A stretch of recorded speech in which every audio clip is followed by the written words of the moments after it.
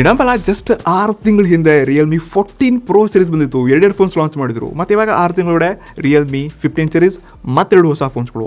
ಇಡಂಬಲ್ಲ last ನಾನು ಈ ನಂಬರಿಕ್ series Realme 11, 12, 13 ಏನೆಲ್ಲ ಬಂದಿತ್ತು ನೋಡಿ, ಈ ಫೋನ್ಸ್ಗೆ ಸೂಪರ್ ಡೂಪರ್ ಎಕ್ಸೈಟೆಡ್ ಇರ್ತದೆ. ಬಟ್ ಇವಾಗ 6 ತಿಂಗಳಲ್ಲಿ ಹೊಸ ಫೋನ್, ಆ ಎಕ್ಸೈಟ್ಮೆಂಟ್ ತುಂಬ ಕಮ್ಮಿ ಆಗ್ತಿದೆ. ಎನಿವೇ ಈ ಎರಡೂ ಬ್ರ್ಯಾಂಡ್ ನ್ಯೂ ಸ್ಮಾರ್ಟ್ ಫೋನ್ಸ್ ನಮಗೆ ರಿಯಲ್ಮಿ ಅವರೇ ಅನ್ಬಾಕ್ಸ್ ಮತ್ತು ರಿವ್ಯೂ ಮಾಡಕ್ಕೆ ಕಳಿಸ್ಕೊಡಿದ್ದಾರೆ. ಸೊ ಈ ಫೋನ್ ಬಗ್ಗೆ ನಾನು ಏನೇ ಹೇಳಿದ್ರು ಸ್ಟ್ರೇಟ್ ಫಾರ್ವರ್ಡ್ ಆಗಿ ನನ್ನ ಪ್ರಾಮಾಣಿಕ ಅನಿಸಿಕೆಗಳನ್ನ ತಿಳಿಸ್ತಾ ಇದ್ದೀನಿ. ಈ ಕರಡಿ ಫೋನ್ ಅನ್ಬಾಕ್ಸ್ ಮಾಡಿ ನಾವು ಟೆಸ್ಟ್ ಕೂಡ ಮಾಡಿದ್ವಿ. ಸೊ ಒಂದ್ಸತಿ ನಿಮಗೆ ಕ್ವಿಕ್ ಆಗಿ ನಾನು ಅನ್ಬಾಕ್ಸಿಂಗ್ ತೋರಿಸಬೇಕಷ್ಟ. ಸೊ ಮೊದಲಿಗೆ ಬಾಕ್ಸ್ ನೋಡ್ಬೋದು, ಎರಡು ಸೇಮ್ ಯೆಲ್ಲೋ ಕಲರ್ ನ ಬಾಕ್ಸ್ ಕೊಟ್ಟಿದ್ದಾರೆ. ಮತ್ತೆ ಈ ರಿಯಲ್ಮಿ 15 ಬಗ್ಗೆ ನಾನು ಮತ್ತೊಂದು ಡೆಡಿಕೇಟೆಡ್ ವಿಡಿಯೋ ಮಾಡ್ತೀನಿ. ಸದ್ಯಕ್ಕೆ ರಿಯಲ್ಮಿ 15 Pro ನ ಅನ್ಬಾಕ್ಸ್ ಮಾಡೋಣ. ಸೊ ಬಾಕ್ಸ್ ನ ಹಿಂದಿನ ಭಾಗ ಕೆಲವೊಂದು ಕೀ ಸ್ಪೆಸಿಫಿಕೇಶನ್ಸ್ ಎಲ್ಲ ಡೀಟೇಲ್ಸ್ ಗಳನ್ನ ಕೊಟ್ಟಿದ್ದಾರೆ. ಎಸ್ ಬಾಕ್ಸ್ ಓಪನ್ ಮಾಡಿದ ತಕ್ಷಣ ಮತ್ತೊಂದು box, transparent case, paper work, sim ejector ಮತ್ತೆ ಈ ಸ್ಟಿಕರ್ ನ ಕೊಡ್ತಿದ್ದಾರೆ. ಇದು ತುಂಬಾ ಯೂಸ್ಫುಲ್ ಇದೆ ಆಯ್ತಾ, ಪ್ರತಿ ಫೋನ್ ಅಲ್ಲಿ ಬೇಕಿತ್ತು. ಇದು ನಮ್ಮ ಮೇನ್ ಫೋನ್ ಪಕ್ಕ ಕಡೆನ ಒಳಗಡೆ USB to Type C cable, ಮತ್ತೊಂದು 80 ವಾಟ್ ನ power adapter. Trust me, last 2-3 ದಿವಸಗಳಿಂದ ಈ ರಿಯಲ್ಮಿ 15 ಮತ್ತು 15 Pro ಎರಡೂ ಫೋನ್ಸ್ ಗಳಲ್ಲಿ ಗೇಮ್, ಬ್ಯಾಟರಿ, ಡಿಸೈನ್, ಪ್ರೊಸೆಸರ್ ಇಡೀ ನಮ್ಮ ಟೀಮ್ ಮತ್ತು ನಾನು ಇದನ್ನ ಟೆಸ್ಟ್ ಮಾಡಿ ನಿಮ್ಮ ಮುಂದೆ ಹಾಜರಾಗಿದ್ದೀನಿ. ಸೊ ಮೊದಲಿಗೆ ಈ ಎರಡೂ ಫೋನ್ಸ್ ಗಳ ಡಿಸೈನ್ ನೋಡ್ಕೋಬಹುದು. ಇದರಲ್ಲಿ ಯಾವುದು ಪ್ರೋ ಮತ್ತು ಯಾವುದು 15 ಅಂತ ನೀವೇ ಕನ್ಫ್ಯೂಸ್ ಆಗ್ತೀರಾ. Almost same to same design, same camera ಮಾಡೆಲ್ಗಳು, ಸೇಮ್ ಫ್ರೇಮ್ಸ್ಗಳು, ಏನೇನು ಚೇಂಜಸ್ ಇಲ್ಲ. ಏನಕ್ಕೆ ಈ ಬ್ರ್ಯಾಂಡ್ ಈ ರೀತಿ ಮಾಡೋದು ಗೊತ್ತಿಲ್ಲ. ಸೊ ಲಾಸ್ಟ್ 2 ದಿವಸಗಳಿಂದ experience, design, build quality, first impression ಹೇಗಿತ್ತಪ್ಪ ಅಂತ ಕೇಳಿದ್ರೆ, ಸೊ ಡಿಸೈನ್ ನೋಡಿ, ಇಲ್ಲಿ ಹಿಂದಿನ ಭಾಗ ಕಂಪ್ಲೀಟ್ಲಿ ಮಾರ್ಬಲ್ ಡಿಸೈನ್ ತರ ಒಂಥರ ಶೈನಿ ಡಿಸೈನ್ ನ ಕೊಡ್ತಿದ್ದಾರೆ ಮತ್ತು ಎರಡೆರಡು ಈ LED ಫ್ಲಾಶ್ ನ ಕೊಡ್ತಿದ್ದಾರೆ. 3 ಕ್ಯಾಮ್ರಾ ಮಾಡಿಸ್ಕೊಳ್ಳದೆ ಕಂಪ್ಲೀಟ್ಲಿ ಸೈಡ್ ಗೆಲ್ಲ ಈ ಪ್ಲಾಸ್ಟಿಕ್ ಫ್ರೇಮ್ ಅನ್ನೇ ಕೊಡ್ತಿದ್ದಾರೆ ಮತ್ತು ಮುಂದಿನ ಭಾಗ ಕೂಡ ನಿಮಗೆ ಕಾರ್ಡ್ ಕೌ ಡಿಸೈನ್ ಇದೆ. ಸೊ ಎಸ್, ಇದಕ್ಕೆ ಕೈಯಲ್ಲಿ ಕಂಫರ್ಟೇಬಲ್ ಆಗಿ ಹಿಡ್ಕೋಬಹುದು ಮತ್ತೆ ತುಂಬಾ ಗಟ್ಟಿಯಾಗಿದೆ ಕೂಡ ಅನ್ಸುತ್ತೆ. ಮತ್ತು ಈ ವಿತ್ ಕೇಸ್ ಒಂದಿಗೆ ಕೂಡ ಇನ್ನಷ್ಟು ಒಳ್ಳೆ ಗ್ರಿಪ್ ಕೂಡ ಸಿಗುತ್ತೆ ಮತ್ತು ನಿಮ್ಮ ಫೋನ್ ಸ್ವಲ್ಪ ಜಾಸ್ತಿನೇ ಪ್ರೊಟೆಕ್ಟ್ ಮಾಡುತ್ತೆ ಅಂತ ತಗೋಬಹುದು. ಒಂದ್ಸರ್ತಿ ಡ್ರಾಪ್ ಟೆಸ್ಟ್ ಮಾಡೋಣ. ಎಸ್, ಇದಕ್ಕೆ ಹೆಂಗೆ ಬಿದ್ದರೂ ಏನೂ ಆಗಲ್ಲ. ಮತ್ತು ಇಲ್ಲಿ ಗುರಿಲಾ ಗ್ಲಾಸ್ ಪ್ರೊಟೆಕ್ಷನ್ ಕೂಡ ಕೊಡ್ತಿದ್ದಾರೆ. ಸೊ ಡಿಸೈನಲ್ಲಿ ಏನು ಕೊಂಜಿಸಿಲ್ಲ, ಇಲ್ಲಿ ಒಳ್ಳೆ ಅಪ್ಗ್ರೇಡ್ ಆಗಿದೆ, ಲುಕ್ಸ್ ಕೂಡ ತುಂಬ ಚೆನ್ನಾಗಿದೆ. ಬಟ್ ನನಗೆ 2 ಥಿಂಗ್ಸ್ ಇಷ್ಟ ಆಗಿಲ್ಲಪ್ಪ ಅಂತಂದರೆ, ಒಂದು ಇದರಂಥ ಬಟನ್ ಕ್ವಾಲಿಟಿ ನೋಡ್ಕೋಬೋದು, ಸ್ವಲ್ಪ ಲೋಕಲ್ ಅನಿಸುತ್ತೆ, ತುಂಬ ಲೈಕ್ ಅಲ್ಲಾಡುತ್ತೆ ಕೂಡ ಮತ್ತು ಆ ಪ್ರೀಮಿಯಂ ಫೀಲ್ ಕೂಡ ಸಿಗೋದಿಲ್ಲ. ಮತ್ತು ಡಿಸೈನಲ್ಲಿ ನೋಡ್ಕೋಬೋದು, ನನ್ನ ಹತ್ರ ಈ ರಿಯಲ್ಮಿ 15 ಕೂಡ ಇದೆ, ರಿಯಲ್ಮಿ 15 Pro ಕೂಡ ಇದೆ, ಮತ್ತೊಂದು ರಿಯಲ್ಮಿ ಅವ್ರದ್ದೇ P3 Ultra ರೀಸೆಂಟ್ ಲಾಂಚ್ ಆಗಿರೋ ಫೋನ್.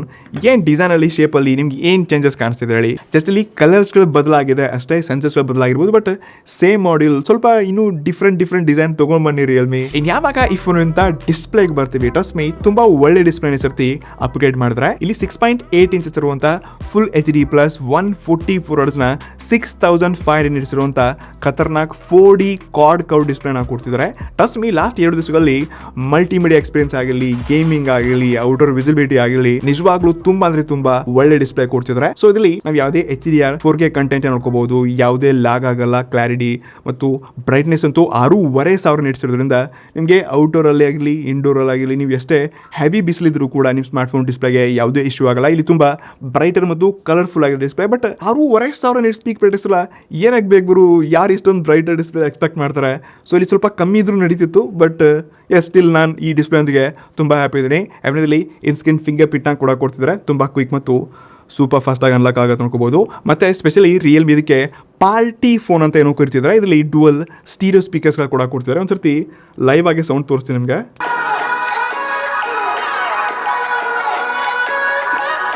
ಎಸ್, ಇಲ್ಲಿ ಹೈ ರೇ ಸೌಂಡ್ ಇರೋದ್ರಿಂದ ನಿಜವಾಗ್ಲೂ ತುಂಬ ಒಳ್ಳೆಯ ಕ್ವಾಲಿಟಿ. ಮತ್ತು ನಾನು ಈ ಪ್ರೈಸಲ್ಲಿ ಒಂದು ಬೇರೆ ಸ್ಪೀಕರ್ಸ್ಗಳು ಕಂಪೇರ್ ಮಾಡ್ಕೊಂಡ್ರೆ ನನಗೆ ಈ ಫೋನಿಂದ ಸ್ಪೀಕರ್ ನಿಜವಾಗ್ಲೂ ಸಖತ್ ಇಷ್ಟ ಆಯಿತು. ಯಾವಾಗ ಈ ಫೋನಿಂದ ಪರ್ಫಾರ್ಮೆನ್ಸ್ಗೆ ಬರ್ತೀವಿ, ಇದರಲ್ಲಿ ಲೇಟೆಸ್ಟ್ ಸ್ನ್ಯಾಪ್ಡ್ರ್ಯಾಗನ್ 7 Gen 4 ಚಿಪ್ಸೆಟ್ನ ಕೊಡ್ತಿದ್ದಾರೆ. ಮತ್ತು ಇದರಲ್ಲಿ GT Boost 3.0 ಕೂಡ ಸಿಗ್ತಿದೆ. ಸೊ ಈ ಫೋನ್ ಬಂದ ತಕ್ಷಣ ನಾನು ಇದರಂಥ ಪರ್ಫಾರ್ಮೆನ್ಸ್ನ ಎಲ್ಲ ಡೀಪಾಗಿ ಟೆಸ್ಟ್ ಮಾಡೋ ಸಲುವಾಗಿ ಮೊದಲು ಅಂತೂ ಸ್ಕೋರ್ನ ಟೆಸ್ಟ್ ಮಾಡಿದೆ. 10,73,000 ಹತ್ರ ರ್ಯಾಂಕಿಂಗ್ ಬಂತು. CPU ಥ್ರಾಟಲ್ ಕೂಡ ಅಷ್ಟೇ, ನಾನು ಕೆಲವೊಂದು ಗೇಮ್ಸ್ಗೆಲ್ಲ ಆಟ ಆಡ್ಬಿಟ್ಟು ಆಮೇಲೆ ಇದನ್ನ CPU ಥ್ರಾಟಲ್ ಟೆಸ್ಟ್ ಮಾಡಿದೆ. ಇಲ್ಲಿ ಸ್ವಲ್ಪ ಯೆಲ್ಲೋ ಲೈನ್ಸ್ಗಳ ಜೊತೆಗೆ ಎಂಡ್ ಅಲ್ಲಿ ರೆಡ್ ಲೈನ್ಸ್ಗಳು ಕೂಡ ಬಂತು. ಇನ್ನು ಯಾವಾಗ BGMI ಟೆಸ್ಟ್ ಮಾಡಕ್ಕೆ ಹೋಗ್ತೀವಿ, ಎಸ್ದಲ್ಲಿ ಸ್ಮೂತ್, ಎಕ್ಸ್ಟ್ರೀಮ್ ಪ್ಲಸ್ ಮತ್ತು HDR ಸೆಟ್ಟಿಂಗ್ಸ್ ಕೂಡ ಹೈ ಸೆಟ್ಟಿಂಗ್ಸ್ ಅಲ್ಲಿ ನೀವು ಒಳ್ಳೆ ಗೇಮ್ ಪ್ಲೇನ ಆಟ ಆಡ್ಕೋಬಹುದು. 144 Hz ಸಪೋರ್ಟ್ ಇರೋದ್ರಿಂದ ನಿಮಗೆ ಇಲ್ಲಿ ನೀವು ನಾರ್ಮಲಿ ಆಗಿರುವಂತಹ ಒಂದು ಸ್ಟೇಬಲ್, ಕಂಟಿನ್ಯೂಸ್ಲಿ ಒಳ್ಳೆ ಸ್ಟೇಬಲ್ FPS ಒಂದಿಗೆ ಗೇಮ್ ಪ್ಲೇ ಆಟ ಆಡ್ಕೋಬಹುದು. ಮತ್ತೆ 7000 ಸ್ಕ್ವೇರ್ mm ನ ಈ ಲಿಕ್ವಿಡ್ ಕೂಲಿಂಗ್ ಚೇಂಬರ್ನ ಕೂಡ ಕೊಡ್ತಿದ್ದಾರೆ. ಹೀಗಾಗಿ ಈ ಫೋನ್ ಜಾಸ್ತಿ ಹೀಟ್ ಕೂಡ ಆಗಲ್ಲ. ಆದ್ರೆ ನಾವು ಇದನ್ನ ಹೆವಿಯಾಗಿ ಟೆಸ್ಟ್ ಮಾಡೋ ಸಲುವಾಗಿ ಈ ಫೋನಲ್ಲಿ 4K 60 FPS ವಿಡಿಯೋ ರೆಕಾರ್ಡಿಂಗ್ ಆಗಿಬಿಟ್ಟು ಬರೋಬ್ಬರಿ 1 ಗಂಟೆ ಕಂಟಿನ್ಯೂಸ್ಲಿ ಅನ್ನೋದಲ್ಲಿ ರೆಕಾರ್ಡ್ ಮಾಡ್ಕೊಂಡ್ವಿ.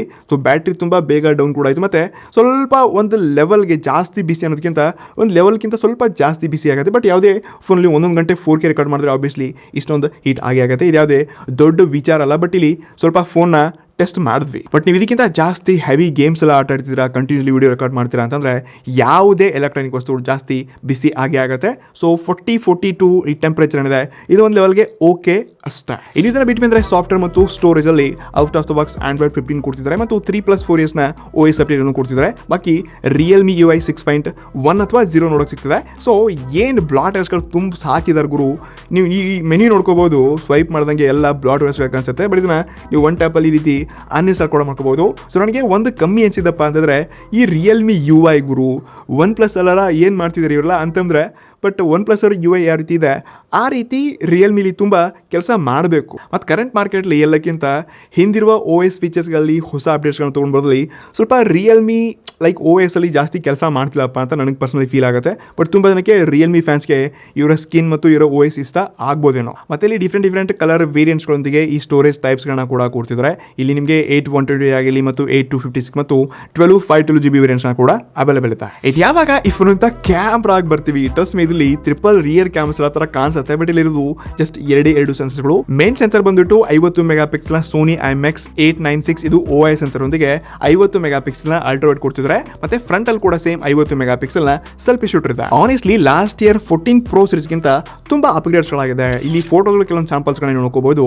ಇದನ್ನೆಲ್ಲ ನಾನು ಡೇ ಕಂಡೀಷನ್ ಅಲ್ಲಿ ಹೊರಗಡೆ ಬಿಸಿಲಲ್ಲಿ ತೆಗೆದಿರುವಂತಹ ಫೋಟೋಗಳು ಇದೆ. ಸೊ ಇರುವಂತ ಕಲರ್ಸ್ಗಳಾಗಲಿ ಅಕ್ಯುರೇಸಿ ಎಲ್ಲ ತುಂಬಾ ಚೆನ್ನಾಗಿದೆ. ಸ್ಕಿನ್ ಟೋನ್ ಅಬ್ಸರ್ವ್ ಮಾಡ್ಕೋಬಹುದು. ಇಲ್ಲಿ ತುಂಬಾ ನ್ಯಾಚುರಲ್ ಅಂತ ಫೋಟೋಗಳನ್ನ ಕೂಡ ಟ್ರೈ ಮಾಡುತ್ತೆ. ನಾನು ಪ್ರೀವಿಯಸ್ಲಿ 13 ಸೀರೀಸ್ಗಳ ಹೆವಿ ಕ್ಯಾಮ್ರಾ ಟೆಸ್ಟ್ ಮಾಡಿದೆ, ಅದಕ್ಕೆ ಕಂಪೇರ್ ಮಾಡಿದ್ರೆ ಅಜಗಜಾಂತರ ಅಪ್ಡೇಟ್ಸ್ಗಳಾಗಿದೆ. ಸೊ ಇರುವಂಥ ಸ್ಕಿನ್ ಟೋನ್ ಮತ್ತು ಕ್ಲಾರಿಟಿ, ಡೈನಾಮಿಕ್ ರೇಂಜ್ ನಿಜವಾಗ್ಲೂ ತುಂಬ ಚೆನ್ನಾಗಿ ಬರುತ್ತೆ. ಬಟ್ ಕೆಲವೊಂದು ಟೈಮ್ ನೀವು ಓವರ್ ಫೋಕಸ್ ಮಾಡಿ ಫೋಟೋ ತೆಗೆದಾಗ ಓವರ್ ಸ್ಯಾಚುರೇಷನ್ಗಿಂತ ಸ್ವಲ್ಪ ತುಂಬ ಜಾಸ್ತಿ ವೈಟರ್ ತೋರಿಸಂಗಿರುತ್ತೆ. ಮತ್ತು ಕೆಲವೊಂದು ಟೈಮ್ ಅಂತೂ ಫೋಟೋಸ್ಗಳು ತುಂಬ ಕ್ವಿಕ್ಕಾಗಿ ಕ್ಯಾಪ್ಚರ್ ಆಗುತ್ತೆ ನೋಡ್ಕೋಬೋದು. ಬಟ್ ಯಾವಾಗ ಕಂಟಿನ್ಯೂಸ್ಲಿ ಫೋಟೋಸ್ ರೀತಿ ಕ್ಲಿಕ್ ಮಾಡೋಕ್ಕೆ ಹೋಗ್ತೀನಿ ಅವಾಗ ಸ್ವಲ್ಪ ಇಲ್ಲಿ ಇದು ಟೈಮ್ ತೊಗೊಳತ್ತೆ. ಮತ್ತು ಇವನ್ ಇಮೇಜ್ ಪ್ರೊಸೆಸಿಂಗಲ್ಲಿ ಕೂಡ ತುಂಬ ಸ್ಲೋ ಆಗ್ತಿದೆ ಈ ಫೋನ್. ಲೈಕ್ ಬೇರೆ ಫೋನ್ಸ್ ಕಂಪೇರ್ ಮಾಡಿದ್ರೆ ಕ್ವಿಕ್ಕಾಗಿ ಯಾವ ರೀತಿ ಇಮೇಜಸ್ಗಳು ಬರುತ್ತೆ ಆ ರೀತಿ ಬರಲ್ಲ. ಬಟ್ ಕ್ಲಾರಿಟಿ ಕ್ವಾಲಿಟಿನಲ್ಲಿ ಯಾವುದೇ ಕಾಂಪ್ರಮೈಸ್ ಅಲ್ಲ, ನಿಜವಾಗ್ಲೂ ತುಂಬ ಒಳ್ಳೆ ಫೋಟೋಸ್ಗಳು ಬರುತ್ತೆ. ಇನ್ನು ಅಲ್ಟ್ರಾವೈಡ್ ಕೂಡ ಅಷ್ಟು ನೋಡ್ಕೋಬೋದು. ಈ ಫೋಟೋಸ್ಗಳು ಕೂಡ ಇಲ್ಲ ಡೀಟೇಲಿಂಗ್ ಒಂದಿಗೆ ತುಂಬ ವೈಡ್ ರೇಂಜ್ನ ಕವರ್ ಮಾಡುತ್ತೆ ಮತ್ತು ಡಿಫ್ರೆಂಟ್ ಕಂಡೀಷನ್ಸಲ್ಲಿ ಫೋಟೋಸ್ಗಳನ್ನ ತೆಗೆದಿದ್ದೀನಿ. ಇಲ್ಲಿ ಕೂಡ ಕ್ಲಾರಿಟಿ ಎಲ್ಲ ಚೆನ್ನಾಗಿದೆ. ಇನ್ನು ಫ್ರಂಟ್ ಕ್ಯಾಮ್ರಾದಂಥ ಸ್ಯಾಂಪಲ್ಸ್ಗಳನ್ನ ನೋಡ್ಕೋಬೋದು.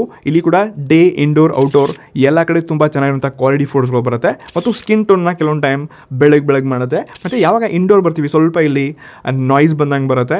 ಮತ್ತು ಕೆಲವೊಂದು ಟೈಮ್ ಅಂತೂ ಈ ಫೋಟೋಸ್ಗಳು ನೋಡ್ಕೋಬೋದು ಅಷ್ಟೊಂದು ಡೀಟೇಲ್ ಆಗಿದೆ ಅಂತ ಅನಿಸೋದಿಲ್ಲ.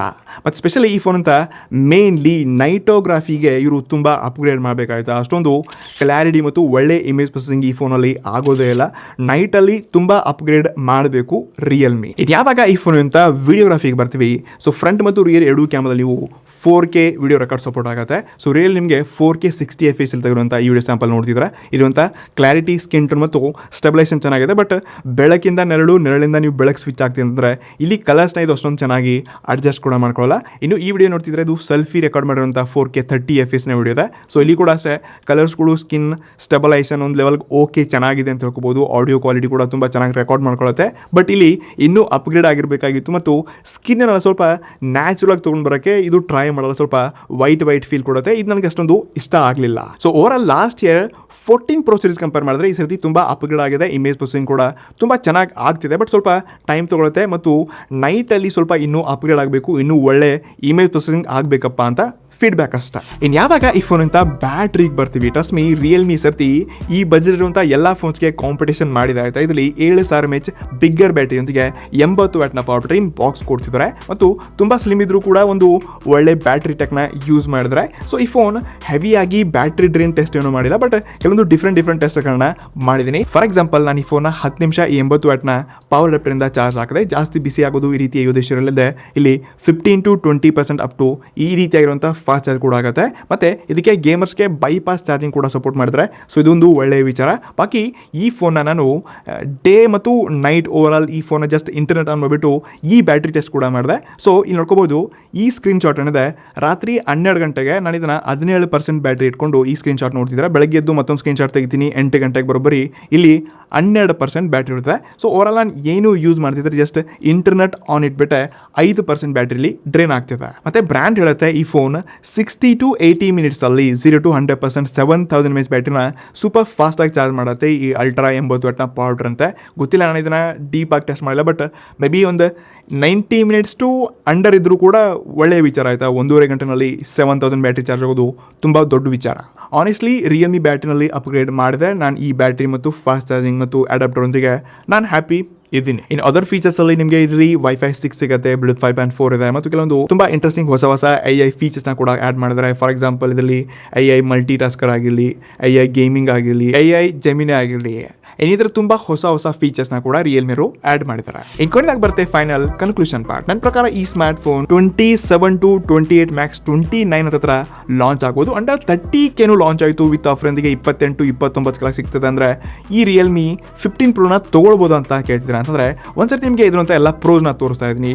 7000 mAh ಬ್ಯಾಟ್ರಿ ಇದೆ, 50 ಮೆಗಾ ಪಿಕ್ಸೆಲ್ ಟ್ರಿಪಲ್ ಸೆನ್ಸರ್ ಕೊಡ್ತಿದ್ದಾರೆ, 7H Gen 4 ಒಳ್ಳೆ ಚಿಪ್ಸೆಟ್ ಇದೆ, ಒಳ್ಳೆ ಖತರ್ನಾಕ್ ಆಗಿರುವಂಥ ಡಿಸ್ಪ್ಲೇ ಕೊಡ್ತಿದ್ದಾರೆ. ಇದರಲ್ಲಿ IP69 ಕೂಡ ಸಪೋರ್ಟ್ ಇದೆ, ಇದೊಂದು ಪಾಯಿಂಟ್ ನಾನು ಮಿಸ್ ಮಾಡಿದ್ದೆ. ಸೊ ಇದು ಕೂಡ ಓವರಾಲ್ ಈ ಎಲ್ಲ ಫೀಚರ್ಸ್ಗಳು ಮೇಡಿ ನೋಡ್ಕೊಂಡಾಗ ಇದೊಂಥರ ಓಕೆ ಅನ್ಸುತ್ತೆ. ಇನ್ಯಾವಾಗ ಇದರಂಥ ಕಾನ್ಸ್ಗೆ ಬರ್ತೀವಿ, ಇದರಲ್ಲಿ ಟೆಲಿಫೋಟೋ ಲೆನ್ಸ್ ಕೊಟ್ಟಿಲ್ಲ, ಯಾವುದೇ ಸಿಮ್ ಸಪೋರ್ಟ್ ಆಗಲ್ಲ, ಮತ್ತು ಇಷ್ಟು ದೊಡ್ಡ ಬ್ಯಾಟ್ರಿ ಇದ್ರೂ ಕೂಡ ಅದಕ್ಕೆ ವೈರ್ಲೆಸ್ ಚಾರ್ಜಿಂಗ್ ಕೂಡ ಕೊಡಬೇಕಾಗಿತ್ತು. ರಿವರ್ಸ್ ಚಾರ್ಜಿಂಗ್ ಟೆಸ್ಟ್ ಮಾಡಿಲ್ಲ. ಬಾಕಿ ಡಿಸೈನ್ ಎಲ್ಲ ಚೇಂಜಸ್ ಮಾಡಿದ್ದಾರೆ, ಬಟ್ ಕ್ಯಾಮ್ರಾ ಮಾಡಲ್ ಸ್ವಲ್ಪ ಇನ್ನೂ ಅಪ್ಗ್ರೇಡ್ ಮಾಡಬೇಕಾಗಿತ್ತಪ್ಪ ಅನ್ಸುತ್ತೆ. ಮತ್ತು ಸೈಡ್ಗೆ ಮೆಟಲ್ ಫ್ರೇಮ್ಸ್ ಬೇಕೇ ಬೇಕಿತ್ತು. ಇದಷ್ಟು ಕಾನ್ಸ್ ಅಂತ ಹೇಳ್ಕೋಬೋದು. ಸೊ ನಾನು ಫಸ್ಟ್ ಇಂಪ್ರೆಷನಲ್ಲಿ 14 Pro ಸೀರೀಸ್ ಜೊತೆ ಕಂಪೇರ್ ಮಾಡಿದ್ರೆ ರಿಯಲ್ಮಿ 15ಅಲ್ಲಿ ತುಂಬ ಅಪ್ಗ್ರೇಡ್ ಮಾಡಿದೆ. 14ಕ್ಕಿಂತ 15 ತೊಗೊಳ್ಳೋರು ನೀವು ಈ ಫೋನ್ ಒಂದ್ಸರ್ತಿ ಯೋಚನೆ ಮಾಡಿಬಿಟ್ಟು ಡೆಫಿನೆಟ್ಲಿ ಇದನ್ನ ಚೂಸ್ ಮಾಡ್ಕೋಬೋದು. ಅದರ್ವೈಸ್ ಇದಕ್ಕಿಂತ ಮಚ್ ಬೆಟರ್ ನಿಮಗೆ ಆಲ್ರೆಡಿ ಈ OnePlus Nord 5 ನನಗೆ ಇದಕ್ಕಿಂತ ಪ್ರೀಮಿಯಂ ಎಕ್ಸ್ಪೀರಿಯನ್ಸ್ ಸಿಗುತ್ತೆ. ಅಲ್ಲಿ 140 ಫ್ಲೋಟರ್ಸ್ನ ಡಿಸ್ಪ್ಲೇನ ಕೊಡ್ತಿದ್ದಾರೆ, ಮತ್ತು ಈ Poco F7 ಆಗಲಿ ಇದಕ್ಕಿಂತ much better next level performance ಸಿಗುತ್ತೆ. iQOO Neo 10 ಕೂಡ ಆಪ್ಷನ್ ಇದೆ. ಬಟ್ ರಿಯಲ್ಮಿ ಇಷ್ಟಪಡೋರು ಡಿಸೈನ್, ಸ್ಲಿಮ್, ಬ್ಯಾಟ್ರಿ ಎಲ್ಲ ನಿಜವಾಗ್ಲೂ ಚೆನ್ನಾಗಿದೆ, ಖತರ್ನಾಕ್ ಡಿಸ್ಪ್ಲೇ ಕೂಡ ಕೊಡಿದ್ರೆ ನಾನು ಈ ಫೋನೊಂದಿಗೆ ಹ್ಯಾಪಿ ಇದ್ದೀನಿ. ಅಂಡರ್ 27-28K ಬರ್ತಪ್ಪ ಅಂದರೆ ಡೆಫಿನೆಟ್ಲಿ ಈ ಸ್ಮಾರ್ಟ್ ಫೋನ್ ನೀವು ಪರ್ಚೇಸ್ ಮಾಡ್ಬೋದು. ಆರ್ ನೀವು ಡೆಡಿಕೇಟೆಡ್ ಗೇಮರ್ ಅಂದರೆ Poco F7 ಕೂಡ ತೊಗೋಬೋದು. ಮತ್ತು ನೀವು ಲಾಂಗ್ ಟರ್ಮ್ ಎಲ್ಲ ಯೋಚನೆ ಮಾಡ್ತಿದ್ದೀರಾ ಪ್ರೀಮಿಯಂ ಎಕ್ಸ್ಪೀರಿಯನ್ಸ್ ಬೇಕಂದರೆ Nord 5 ಕೂಡ one of the best option ಇದೆ. ಐ ಹೋಪ್ ನಿಮಗೆ ಈ ಫೋನ್ನ ಬಗ್ಗೆ ಇನ್ ಡೀಟೇಲ್ ಎಲ್ಲ ವಿಷಯಗಳು ಗೊತ್ತಾಗಿದೆ ಅಂತ ಅನ್ಕೋತೀನಿ. ನಾನು ಈ ಫೋನ ಯಾವ ಫೋನ್ ಜೊತೆ ಕಂಪೇರ್ ಮಾಡಬೇಕು ಅದನ್ನು ಕೂಡ ಕಮೆಂಟ್ಸಲ್ಲಿ ಫೀಡ್ಬ್ಯಾಕ್ ಕೊಡಿ, ಕಮೆಂಟ್ ಮಾಡಿ, ರಿಪ್ಲೈ ಮಾಡಿ. ಸಿಗಂತೆ ಮುಂದಿನ ಇನ್ನಷ್ಟು ಆನೆಸ್ಟ್ ರಿವ್ಯೂಸ್ ಜೊತೆಗೆ. Next one. ನಮಸ್ಕಾರ.